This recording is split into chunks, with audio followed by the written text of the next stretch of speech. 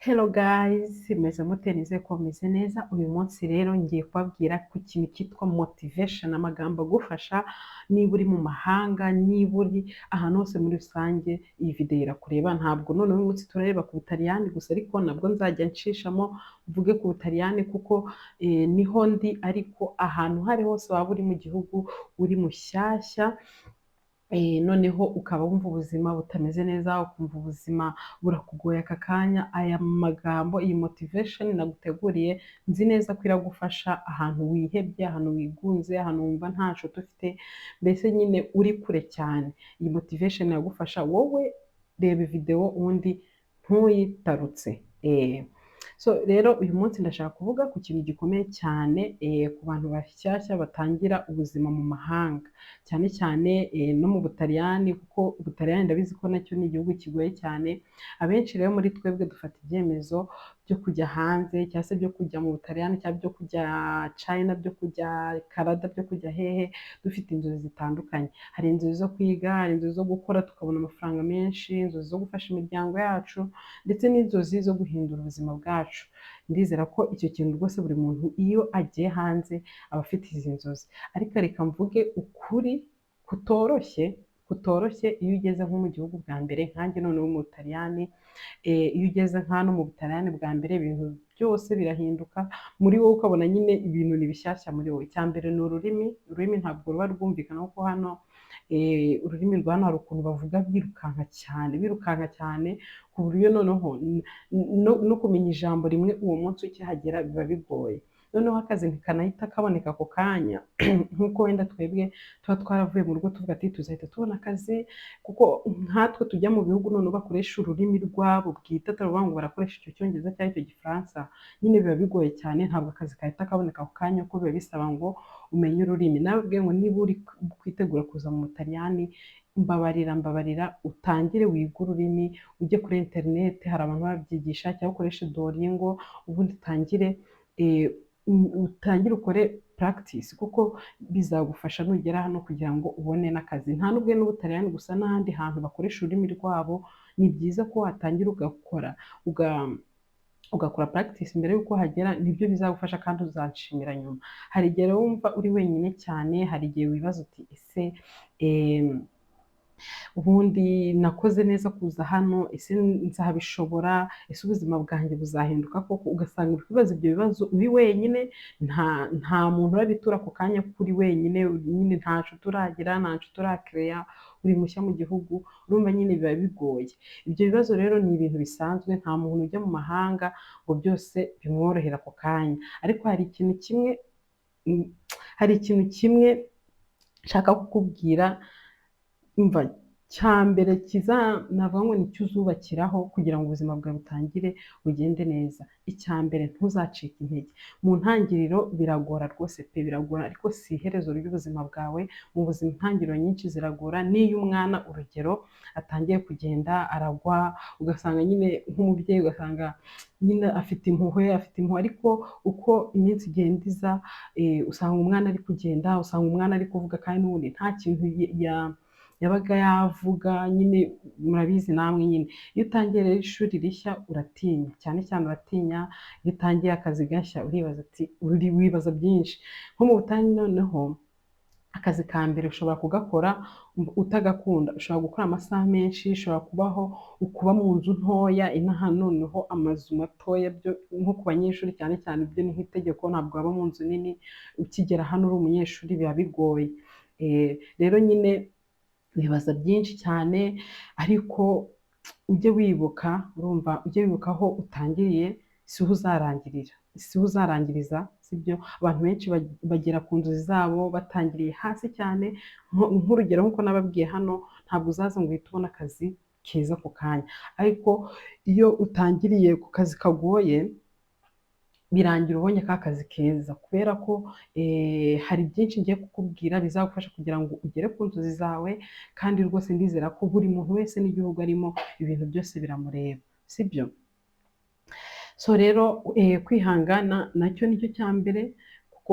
Icya mbere ni ukudacika intege, icya kabiri ni ukwihangana, nyine ukaba bati ngiye rwose ibintu ngomba kuzabitsinda mpaka. Ururimi ni inzitizi nkatwe, noneho turi muri bino bihugu bakoresha ururimi rwabo, ariko ni n'urufunguzo rukugeza kuri za nzozi zawe. Abenshi batinya igitaliyani urugero, cyangwa se wenda igishinwa, cyangwa se ikirasha, nyine bitewe wenda n'ahantu uri, bakavuga bati sinzi kuvuga, ariko ndakubwiza ukuri nta muntu uvuka azi ururimi. N'umwana nyine murabizi ukuntu agenda gake gake amenye nyine ijambo. Nawe rero igereranye na wa mwana utazi ikintu, ariko nyuma y'umwaka ukabona atangiye kuvuga ngo papa mama, kandi nyine ni ahantu agenda abyumvira nta handi hantu abikura.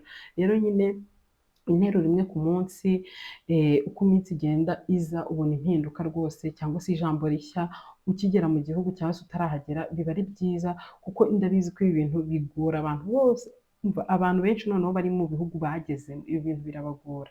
Iyo wize ururimi rero amahirwe ariyongera, akazi karushaho kuboneka, ukabona n'akazi keza, icyizere kirazamuka, kwa kundi noneho aho kugira ngo witekerezeho cyane uri mu nzu nta kintu uri gukora, uba ufite nyine ka kazi karakokipa, noneho ukumva noneho ubuzima buratangiye, ukabona amafaranga, ukabona konti itangiye kubyimba, nyine ukumva noneho ubuzima bwaje, sibyo? N'abantu barakwegera, iyo uzi ururimi nyine abantu barakwegera cyane, ariko ururimi si umusozi utagerwaho. Ururimi nyine ntabwo ari ikintu navuga ngo buri muntu wese ntabwo yagishobora.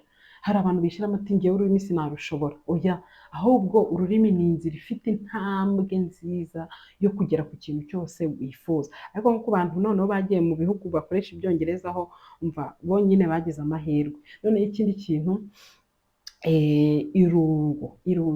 irungu rirakwica, ariko rirakwigisha iki? Hari igihe umuntu iyo ari mu mahanga wumva uri wenyine, nyine cyane cyane noneho nkatwe tuba dufite inshuti, imiryango, abavandimwe turi mu bihugu byacu. Iyo ugeze ahantu rero utazi n'umuntu n'umwe, irungu rirakwica cyane, ariko nyine rikwigisha kwizera, rikwigisha kwibeshaho, gukomera ndetse no kwiyubaka. Iyo wanyuze mu irungu ukaritsinda, navuga ngo iyo wanyuze mu irungu ukaritsinda, uba warabaye undi muntu mushya, uba wariforomye undi muntu mushya, ku buryo nyine nta kintu noneho kiba kikigukanga. Noneho ikindi, ntugereranye urugendo rwawe n'urw'undi muntu cyangwa se n'urw'abandi. Mu Butaliyani wenda cyangwa se mu bindi bihugu uzabona umuntu wagize amahirwe vuba, undi wabonye akazi keza, undi waguze imodoka vuba, undi wize neza, mbese undi wagiye ugera ku bintu runaka. Ariko twebwe murabizi nyine ntabwo twese tuba, ibintu byose ntabwo bibera rimwe. Niba rero kanaka yaguze imodoka cyangwa se yabonye akazi keza, ntumve ko nawe ibyo byose bigomba guhita biza. Buri muntu wese aba afite igihe cye, ntukigereranye n'urugendo rw'undi muntu. Wowe kora ibyawe, wowe witondera inzozi zawe, wowe utanga imbaraga zawe, ubundi igihe cyawe kizagera, ibyo byose nawe ubigereho. Noneho ikindi navuga ngo kwihangana niyo ntwaro, ntabwo navuga ngo niyo ya mbere, kuko kudacika intege nicyo kintu cya mbere, ariko kwihangana nayo ni intwaro nziza mu buzima. Mu Butaliyani nk'urugero, kwihangana nicyo kintu cya mbere kigufasha gutsinda. Kwihangana, iyo wihanganye, ushaka akazi wenda, hari ukuntu nyine ushaka akazi rimwe na rimwe ugasanga nyine biranze, ariko ukomeza ugashaka akazi nyine mpaka ukabonye, noneho ukiga n'ururimi, wati ngewe ngomba kwihangana ururimi nyine nkarwiga mpaka. Ariko ndi kuvuga nk'abantu noneho benshi bakoresha navuga ngo bakoresha nyine indimi z'ibihugu byabo, nyine badakoresha nk'icyongereza. Iyo ubona rero ibintu bitagenda neza, abantu benshi bacika intege, ukumva nyine ugiye kure. Ariko niwihangana, ndakubwiza ukuri, ibintu byose bizagenda neza, kandi bizagera igihe babandi nyine batakwegeraga, babandi nyine bumvaga nyine sinavuga ngo iki, kuko numenya ururimi, n'uwizera, nuseka, nutagira agahinda mu maso yawe, abantu bazakwegera. Rero nyine nka hano urugero, Ubutaliyani nababwiye ko si paradizo, ariko ni n'amahirwe.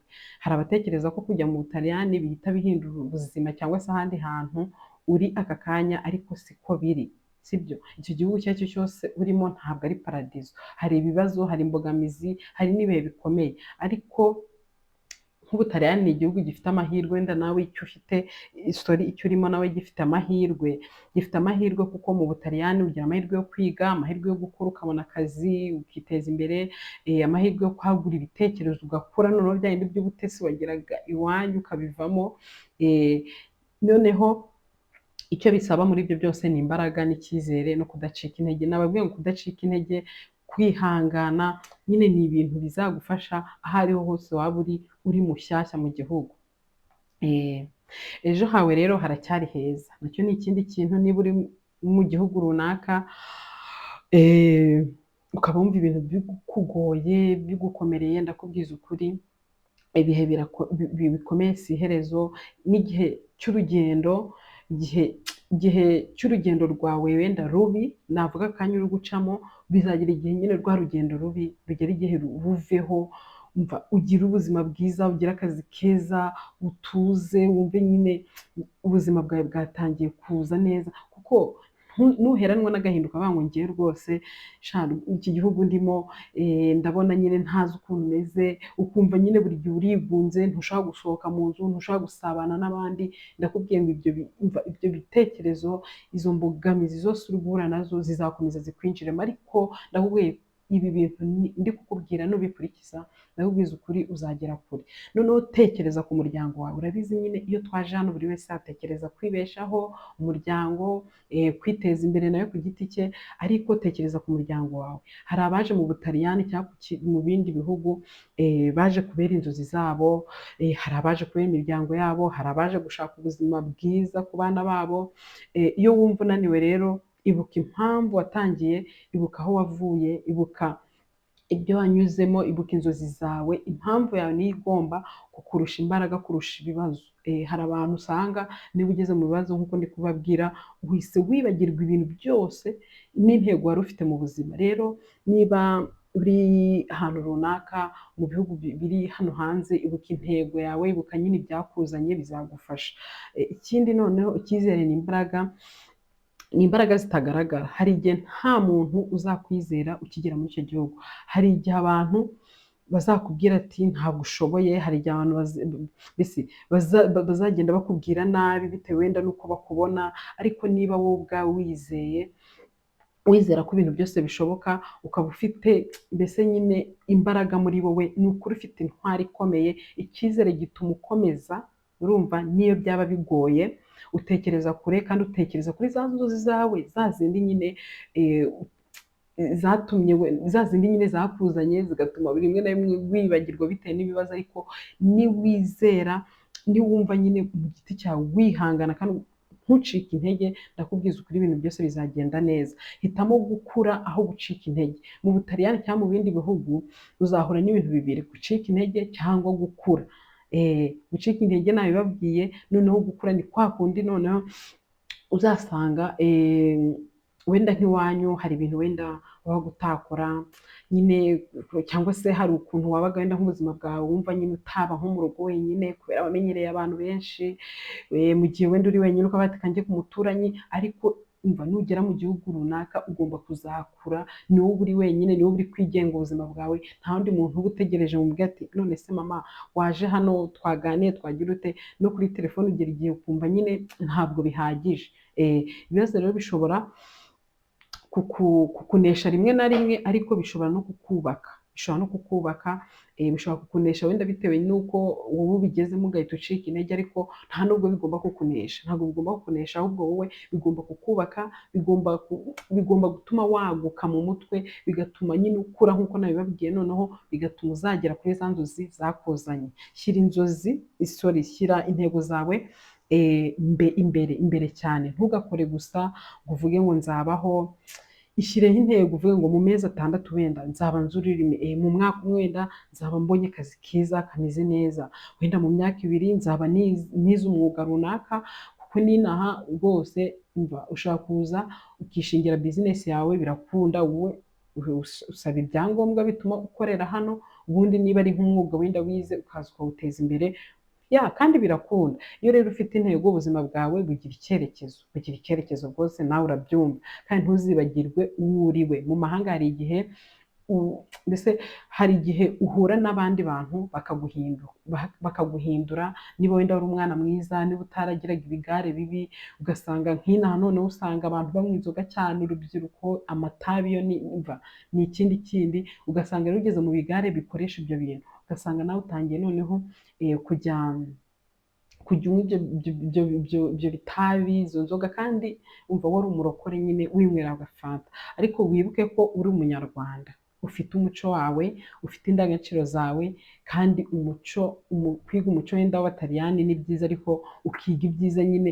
Abataliyani nabo bagira umuco mwiza, ntabwo bagira umuco mubi. Rero nyine nawe iga ibyiza, we kwiga ibintu bibi, we kujya mu bigare bitagira epfo na ruguru, sibyo? Wowe wiyubahe, ubundi niwiyubaha n'abandi bazakubaha.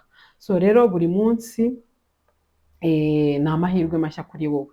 Niba ejo wenda bitagenze neza, uyu munsi uracyafite amahirwe. Niba umwaka ushize wenda hari ikintu utarageraho, ugorwa n'ibintu uri gucamo, uyu mwaka rwose ushobora kukubera mwiza. Nta buzima butagira iherezo, ariko nta buzima butagira amahirwe. Umusozo rero nsoza byose nyine, ndabizi ko mana ibintu byinshi rwose nabibabwiye, mwebwe mwumve ibyiza, ibyo nababwiye mukuremo ibyiza bibagirira akamaro, kuko nzi neza ko iyi motivation nateguye izakugirira akamaro kuri buri muntu wese wifuza kuza, cyangwa se uri no mu mahanga akaba ari mushyashya.